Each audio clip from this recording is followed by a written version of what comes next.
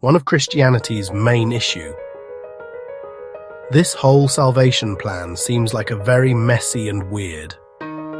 Take a step back and think about the standard story of salvation. It raises some pretty big why questions.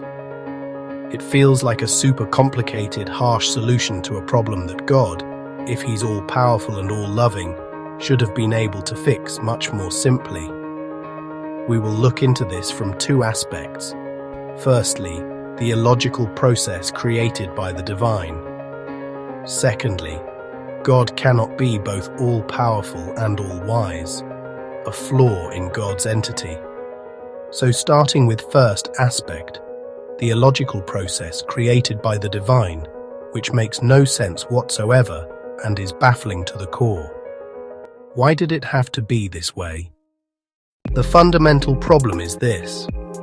The whole sequence of events feels like a loop God set up for Himself. Step 1. God makes people, knowing full well we're going to mess up. Step 2. He makes the ultimate price for that mess up eternal life in hell. A pretty extreme penalty for a flaw He built into the system. Step 3. His solution?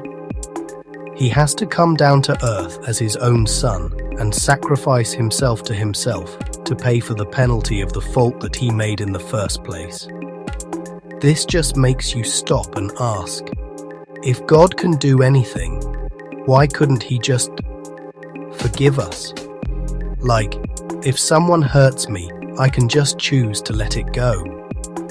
I don't need to punish my own kid to feel okay about forgiving you. So why does God seem trapped by this rule that says someone has to be punished? It makes forgiveness feel less like grace and more like God finding a legal loophole in His own rulebook. Then there's the cheap grace side effect. It gives people an accidental excuse. You sometimes hear the argument, well, if Jesus already paid for all my sins, then it doesn't really matter what I do now. It can turn this huge, powerful sacrifice into a get-out-of-jail-free card that actually discourages people from trying to be better. And when you ask believers about this, the answer is often, God's justice has to be satisfied. But honestly, that just makes it worse.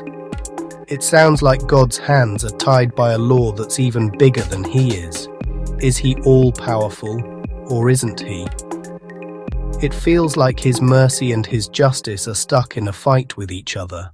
Moving to second aspect, this shows that God cannot be both all-powerful and all-wise, a flaw in God's entity.